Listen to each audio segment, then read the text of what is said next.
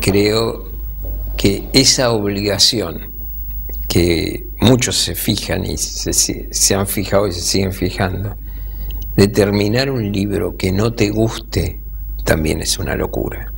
Sí, en muchos casos es una locura, pero vos sabés que ahí, eso lo dijo Borges, vos me lo recordaste. Es frase de Borges. Sí. Esa es una frase, pero Borges se había leído todo. Yo no sé. Y ahora hay un riesgo que uno corre, porque me quedé pensando en eso que me dijiste ayer, porque es verdad, pero ahora mucha gente que no le ha leído nada, tampoco hace el esfuerzo. No, bueno, por supuesto. Ahí hay un error. Bueno, yo lo que pienso es que la gente no tiene por qué leer obligatoriamente. Nada, yo lo que quiero es sacarle la obligación.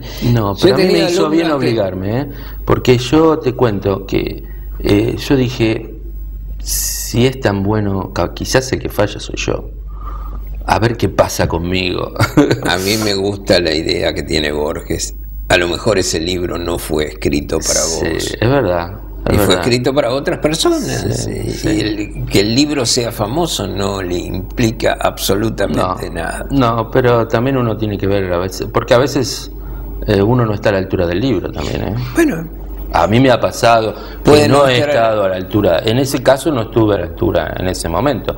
Después creo que hay momentos en los cuales hay libros que no son para ese momento. Exactamente. Cuando una persona está muy deprimida, por ejemplo, vos no le podés llevar un libro de Onetti, supongamos. Y mucho menos El infierno musical. Claro. No, por supuesto. No le podés llevar por supuesto, libros que hacen a la depresión. No, por supuesto. O que narran una gran depresión. No, por supuesto. Hay momentos como para todas las cosas. Pero también siento eso, que de alguna manera uno a veces como lector tiene que cuestionarse también, así como uno como escritor se cuestiona. Como lector también, bueno, quizás yo acá no he entendido muy bien qué pasa, en principio, porque hay autores y autores. Pero yo creo que si te aburrís, lo mejor es no aburrirse. Sí. Me parece que lo mejor es no aburrirse. Yo, si no me gusta, no sigo. Bueno, entonces estamos de acuerdo. Sí, pero, viste, a veces pienso que tal vez yo cometo un error. A veces, con algunos autores, supongo que me pasa eso. Con otros no, pero con algunos autores pero si hay tanto, me ha pasado. Hay tanto libro que divertido, entretenido, que te gusta, que aprendes. ¿Para qué te vas a gastar tu tiempo? No, por supuesto, yo en un momento sí. No, eso es así, por supuesto. Por supuesto. Pero ahora me parece que hay una falta de lectores. Sí, claro. Sobran escritores y faltan lectores. Por lo menos en mi generación, en esta del 80, hasta ahí, diría yo, que es lo que más conozco, hemos sido primero grandes lectores. La mayoría de la gente que yo conozco que escribe, mi generación, hemos atravesado un amplio espacio de lecturas y fundamentalmente también de lecturas de literatura argentina. Hemos leído mucho. La masacre de todos los días entra por el ventanal, se cuela por las hendiduras de las puertas, por las grietas de las paredes. Afuera, las luces neónicas invaden la noche, destruyen su silencio, su pecado secreto. Muestran la tortura de una sociedad donde nada permanece, donde la sensación de vacío responde a una continua acumulación. Lo que antes fue tiniebla, miedo, duda, misterio, ahora se ha convertido en espectáculo, parsimoniosa dejadez, entrega al consumo. ¿Hasta cuándo la negación del beso, la trituración de la caricia? La noche es un vacío ocupado por ojos, por dientes carcomidos, por vómitos, por mutilaciones. Sin embargo, el fracaso está en la quebradura de esa rama de árbol. Nadie intentará sanarla, nadie detendrá la secreción de savia, nadie reparará en el empalidecimiento progresivo de su follaje. La tierra gime por todas partes como una herida inmensa. Tan grande el sufrimiento, tan enorme el aullido y no se oye. Y después nos hemos atrevido a escribir con cierta timidez en mi caso y en algunos otros también. Y otros empezaron al revés. Y ahora lo que yo noto, Es por la que experiencia de se que largan a justamente escribir son todos sin- escritores, pero nadie ha leído nada, con lo cual entramos en un problema grave, porque la literatura se alimenta a sí misma, la lectura es fundamental para la creación. Yo lo que digo es que esos que escriben sin haber leído nada van a dejar la literatura porque no les interesa. Sí, no les interesa, no les interesa. No, creo que les interesa, hay una cuestión un tanto...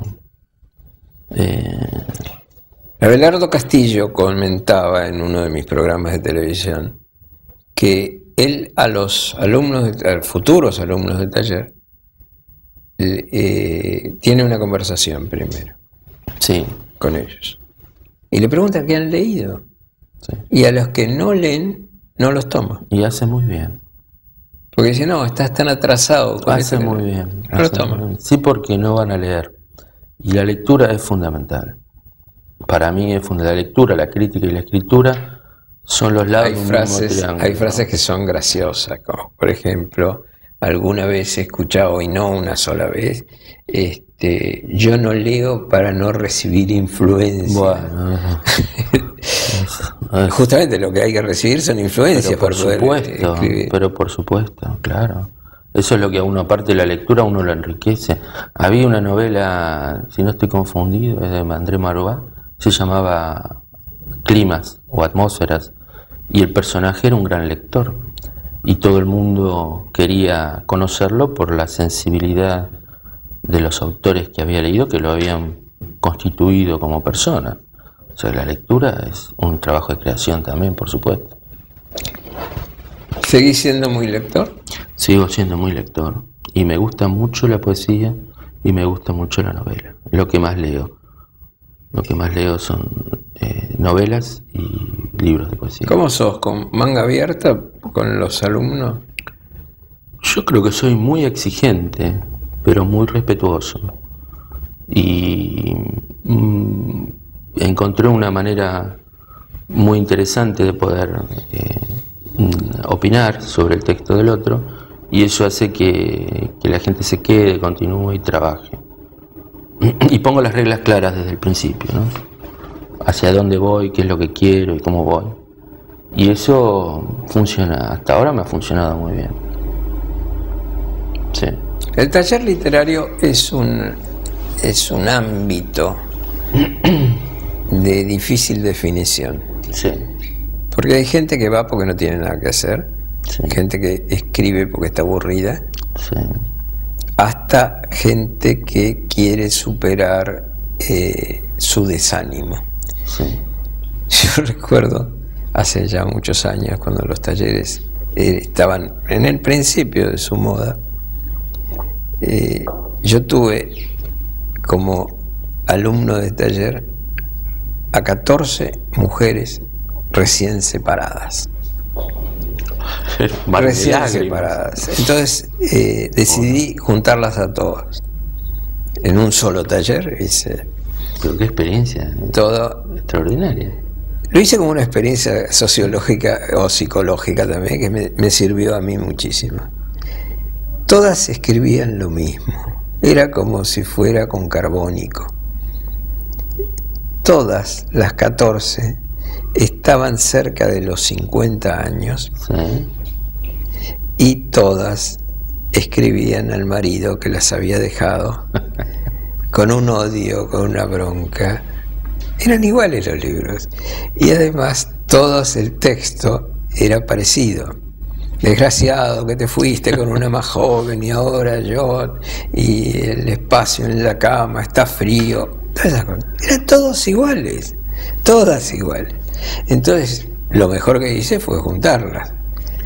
Yo a veces tenía que irme de Che, mi qué lástima que escritorio. no pudiste ajustar a los otros 14 a ver qué escribían. No, ellos No necesitaron taller. no necesitaban taller. Y todas publicaron. No me digas. Sí, todas publicaron un librito chiquitito todos iguales, y nunca más volvieron a agarrar un libro.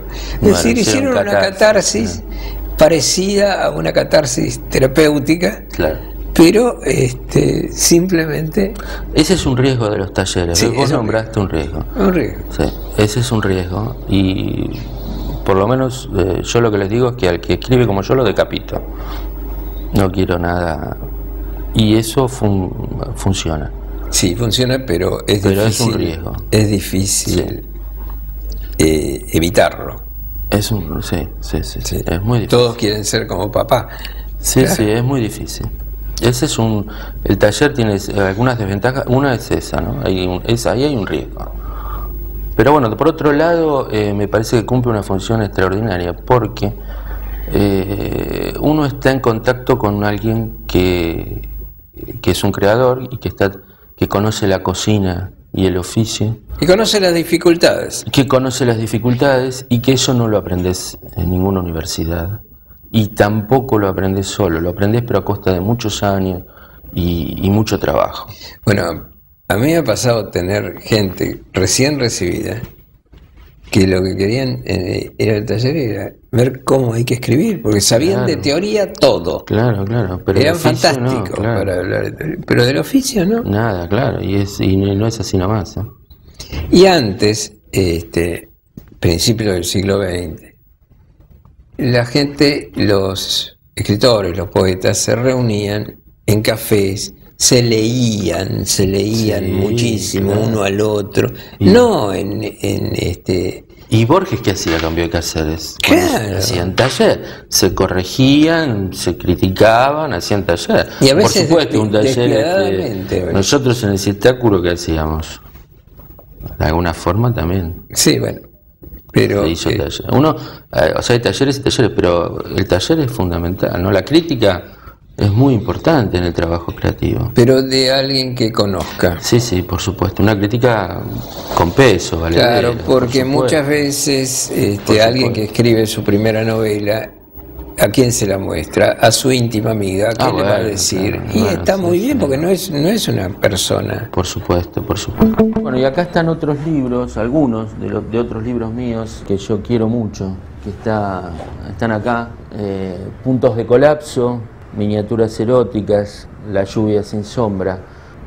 Estos en principio me llevo bien, estoy contento con ellos, me siguen gustando, los sigo frecuentando y sigo encontrando en ellos vertientes poéticas que me interesan. En Puntos de colapso se hace como una ruptura formal en mi trabajo sobre la poesía, y empiezo a indagar en estas dos voces, en estas voces opuestas que tocan distintos registros, que pueden ser narrativos, descriptivos y líricos. Y en el caso de A la hora del té agregué este elemento social que de alguna forma en mi poesía faltaba. No había indagado por allí yo todavía.